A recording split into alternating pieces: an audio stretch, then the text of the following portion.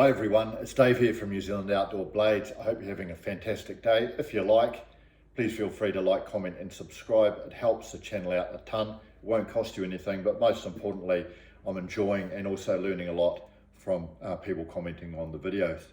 Today, I want to do my perspective on knives for military people serving in the military.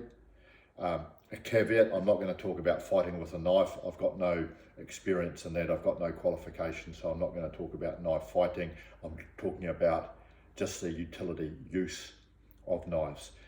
And by way of sort of introduction, I read about in World War II, US Army soldiers in World War II being issued with this M3 fighting knife and breaking the knife, and they complained to higher command, oh, these knives are breaking. Well, they were using the knives to open boxes of ammunition, almost like a crowbar, breaking the knife.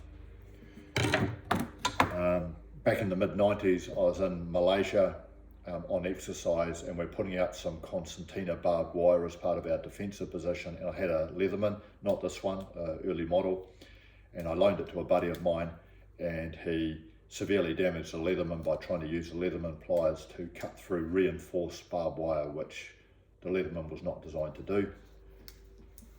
I also once had a buddy of mine pick up my SOG Navy SEAL 2000 and use it to try to stab open a can of coffee.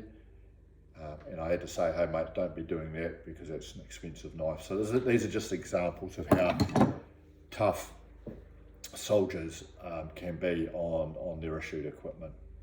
So first of all, if you're a military person and you want a knife that you're going to be using in the field, and I'm primarily talking about people who are literally in a field, outdoor environment, they might be a military engineer or infantry soldier or anyone, it doesn't really matter. Try to use your issue equipment, your issue knives, because if you break it, the chances are the military will just buy you a new one. Unless you were really silly with it, they'll just replace it. Some examples of issue knives is we used to get these just simple Swiss Army knives. I'm not sure if they're still issued. Great bit of kit. You don't need a Leatherman, just one of these, and put it lanyarded in your pocket so it's nice and handy to use. Don't need to buy one if you get issued one, of course. We used to, and I presume still do, I'm not sure, get issued a folding saw. These are great. Of course, you don't need to buy one because you've already got issued one. And these are used for a multitude of small sawing tasks. Some units, not all of them, may be issued a bayonet. Okay. Bayonets can just be used for any basic cutting task that you need. So there's no need to go out and purchase a flash knife if you've got a bayonet.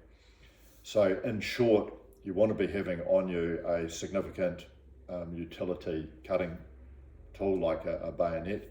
You want to be having a folding saw hopefully issued, and probably some sort of Swiss Army knife also hopefully issued.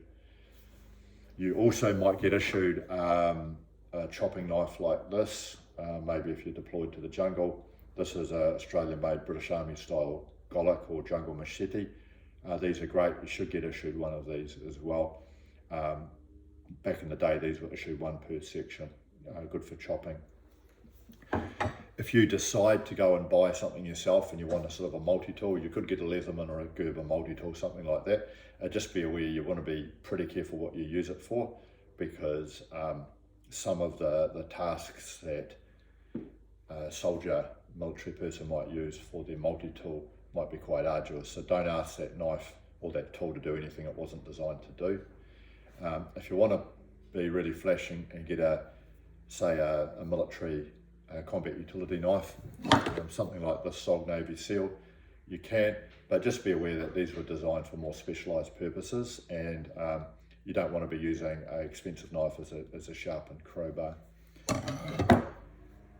So just in summary, for military people, I think you'd want to be, if you're in the field, carrying probably 3 different cutting tools with you. One is a pocket knife, one is your bayonet or a significant utility cutting knife, and the third is a folding saw. Certain conditions you may be issued a chopping knife.